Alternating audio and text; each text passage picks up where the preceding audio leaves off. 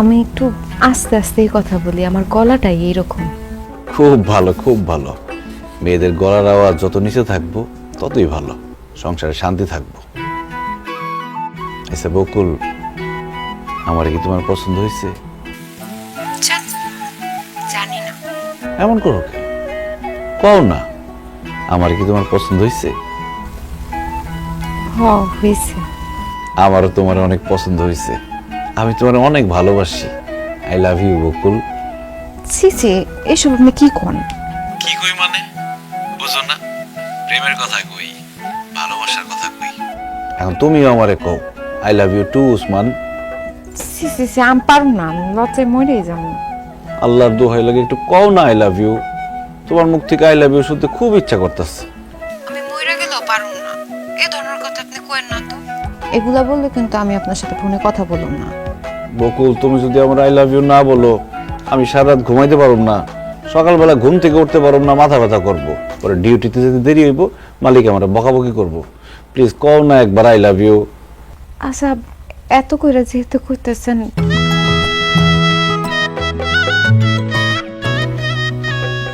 I পারব না জান। হ্যালো হ্যালো, ইস, এরকম সময় কেউ ফোন কেটে দেয়? দূর, 6 মাসের গুল্লি মারি, মালিকের হাতে পায়ে ধরে 1-2 সপ্তাহের মধ্যে আমার দেশে যাইতে হইব। এত সুন্দর বউ রেখে আমি বিদেশে থাকতে পারব না।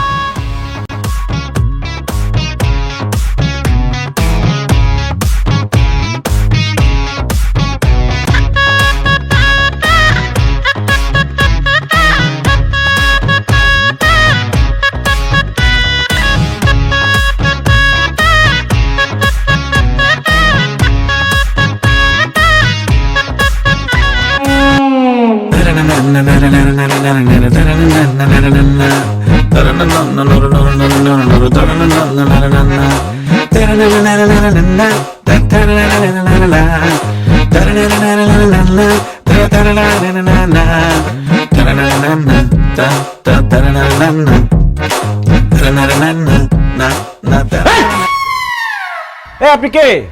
আমাদের বাড়ির সামনে এরকম একটা উদ্ভট ড্রেস পরে এরকম নাচন কুদন করতেছেন? আপনি কি ওসমান? হ্যাঁ আমি ওসমান। আপনি কে? আমি নিজের মুখে বলতে পারবো না। আব্বা আম্মা দেখেন কে আসছে।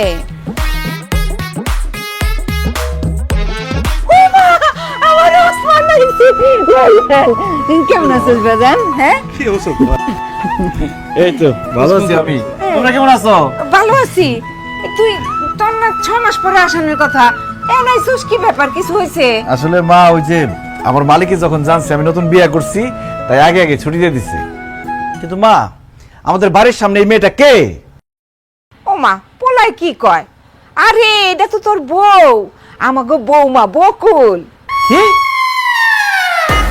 কোন দিক দিয়ে? কি উল্টাপাল্টা কথা বলতেছো মা? এই বজ্জাত মেয়ে তো আমার বউ হইতেই পারে না। কয়দিন আগে তুই ওর টেলিফোনে বিয়ে করলি, এখন কেন কইতেছস যে সে তোর বউ হইতে পারে না? আব্বা, সে আমার বউ কিভাবে হয়? আমি যারে টেলিফোনে বিয়ে করছি সে মাথায় হিজাব পরতো, শাড়ি পরতো, আর এই মেয়ে এরকম জিন্সের প্যান্ট, তারপর কি গেঞ্জি মেঞ্জি পরে দাঁড়া রয়েছে। অসম্ভব, এই মেয়ে আমার বউ হইতেই পারে না। ওহো, এই কথা। আপনার জন্য যখন আমি ছবি তুলে পাঠাইছি, তখন আমি হিজাব টিজাব পইরা শাড়ি 3 পিস এডি পরছি। আমায় জোর করছে, নাইলে তো আমি সবসময় এডি পইরাই ঘুরি।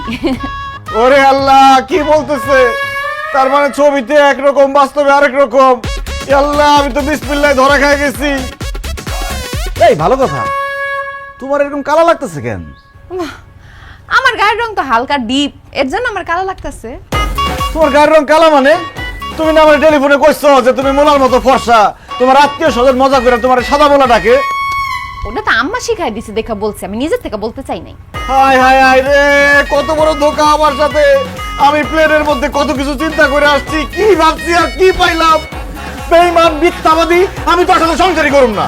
হাই ওসমান, এগুলা কি কস? হ্যাঁ, তোবা তোবা, বৌমা কালা দেখে তার সাথে তুই সংসার করবি না? এটা কেমন কথা? আরে মা, সে কালো, আমার কালো বললেই হয়তো, মানুষ কালো হইতেই পারে, আমি সেটাই মেনে নিতাম। কিন্তু সে আমার কেন মিথ্যা কথা বললো যে সে ফর্সা? আমার মাথার মধ্যে তো সেট হয়ে গেছে যে আমার বউ ফর্সা। এখন তো দেখতেছে আমার বউ এটা অসম্ভব, এই মেয়ের সাথে আমি সংসার করতে পারব না। এই তুই বাড়ি থেকে বাইরে যা। মগের বললো কইছেন আপনি কই দেন আর আমি বাড়ির তোন বাইরে হয়ে গেলাম। আমারে বিয়ে করছেন, সারা জীবন আমার সাথেই আপনার সংসার করতে হইব। ওই আমারে বাড়িতে বাইরে হয়ে যেতে কইবেন, সংসার করবেন না, এইসব কথা কইলে মুখ একদম ভেঙে দিমু। এটা কি তোমার কণ্ঠ? তুমি না বলে জোরে কথা বলতে পারো না বকুল? আমি মোবাইল কানের মধ্যে সাইপা ধরে তোমার কথা বুঝতে হইতো, কিন্তু এখন তুমি এত জোরে জোরে কথা বলতেছো কেন? তখন আম্মা শিখাই দিছে দেখে আমি তখন আস্তে আস্তে কথা কইছি, অভিনয় করছি। কিন্তু আমার আসল কণ্ঠ এরকম, আমি এইভাবেই কথা বলি। আমি তোর কইছিলাম যে ছবি দেখা পাগলের মতো টেলিফোনে বিয়ে করিস না।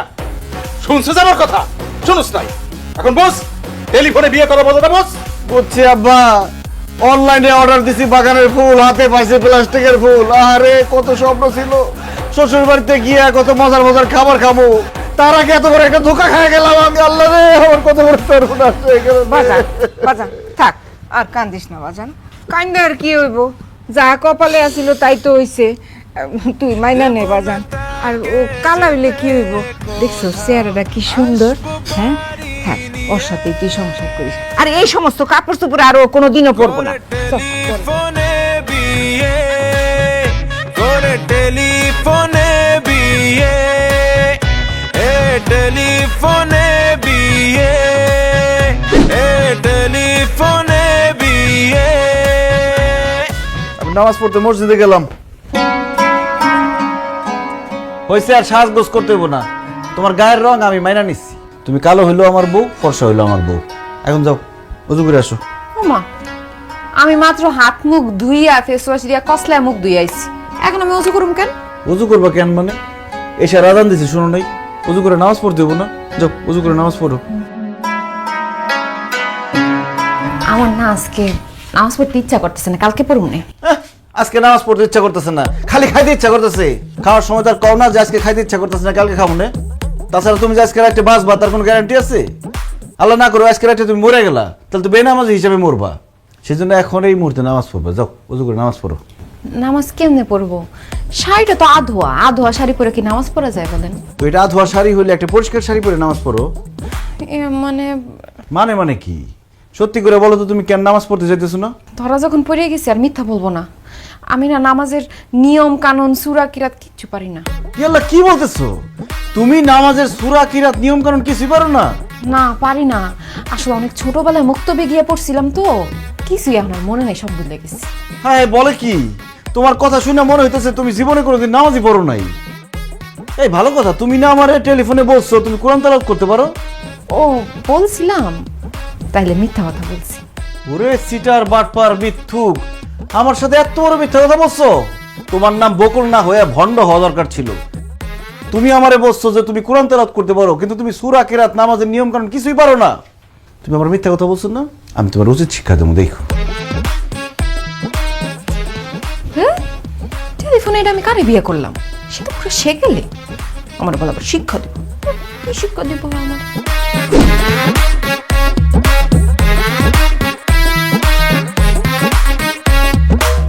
এই দাঁড়ান তো, এত সকালে আমার আপনি কই নিয়ে যাইতাছেন? চুপ করো তো, কোথায় যাইতেছি গেলে বুঝতে পারবো। আসো।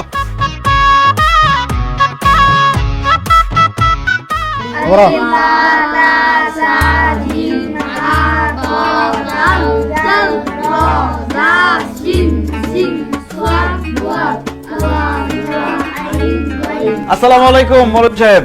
ওয়ালাইকুম সালাম। কেমন আছো ওসমান? আছি আলহামদুলিল্লাহ ভালো। এই তুমি দাঁড়ায় আছো কেন? বসো। ও মা, এখানে বাচ্চারা আরবি পড়া শিখতেছে, না আমি বুমকে ওদের সাথে বইসা তুমি আরবি পড়া শিখবা। তোমার কি মাথা খারাপ হয়ে গেছে? আমি কেন বাচ্চাগুলোকে বৈশা মুক্তবে আরবি পড়া শিখুম? কারণ তুমি সূরা কিরাত নামাজের নিয়ম কানুন কিচ্ছু জানো না। এখন থেকে তুমি এই যে মৌলভী স্যারের কাছে বাচ্চাদের সাথে সূরা কিরাত নামাজের নিয়ম কানুন শিখবা। অসম্ভব, এই বয়সে আমি বাচ্চাদের সাথে বৈশা আরবি পড়া শিখতে পারুম না। মানুষ দেখলে কি কইব কও? মাইন্ডে কি করবো এই চিন্তা যদি তোমার এতই থাকতো, তাহলে বিয়ার আগে তুমি কোরআন তেলাওয়াত শিখো নাই কেন? বিয়ের আগে তো বাপের বাড়িতে ছিলাম, তখন দুষ্টুমি ফাজলামি করে সময় কাটাইছি। অত কি মাথায় আসছিল এটি? বিয়ার আগে দুষ্টামি ফাজলামি করে সময় পার করছো, এখন বিয়ার পরে সময়টা কাজে লাগাও, কোরআন তেলাওয়াত শিখো। বিয়ের পরে কেউ পড়াশোনা করে? আমি পারবো না। করতে তোমার হইবই। আমি সৌদি থেকে উমরা হজ করে আসছি, আর আমার বউ কোরআন তেলাওয়াত পারে না। আমি মরার পর আল্লাহর কাছে কি জবাব দিব? কি কো ওসমান, তোমার বউ কোরআন তেলাওয়াত করতে পারে না? নামাজের নিয়ম কানুন সূরা কিরাত কিছুই জানে না? না হুজুর, একদম কিচ্ছু পারে না। বৌমা, এই তুমি যদি নামাজের সূরা কেরাত নিয়ম কানুন কিচ্ছুই না জানো তাইলে তুমি শুদ্ধভাবে নামাজ পড়বা কেমনে? তাই তোমার এগুলো শিখতে হইব। আসো বসো এখানে। শুনো, শিক্ষার কোনো বয়স নাই। শেখার কোনো বয়স না থাকলে আপনি শিখেন, আমারে কনকে। এই তুমি কিন্তু বেশি বাড়াবাড়ি করতেছো। বাড়াবাড়ি তো তুমি করতেছো। তোমার কত বড় সাহস, তুমি মৌলবীর মুখে মুখে কথা বলো। হুজুর কিছু মনে না করলে একটু ব্যাটটা দেন তো। এখন যদি পড়তে না বসো এদের সাথে, এই ব্যাট দিয়ে বাইরে একদম চাপা চুরা করো।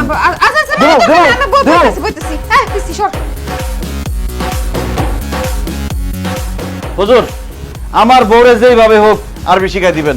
কোরআন তেলাওয়াত করতে হবে তার। আপনার মাংস আমার হাড্ডি, শিখাই ছাড়বেন। তুমি কোনো চিন্তা করো না উসমা, তোমার বউ পড়াশোনা না করলে কিভাবে টাইট দাম লাগে সেটা আমি খুব ভালো করেই জানি। ঠিক মতো কইল। আউযু বিল্লাহি মিনাশ শাইতানির রাজিম। আউযু বিল্লাহি মিনাশ শাইতানির রাজিম। বিসমিল্লাহির রহমানির রহিম। বিসমিল্লাহির রহমানির রহিম। আলিফ আলিফ বা বা তা তা সা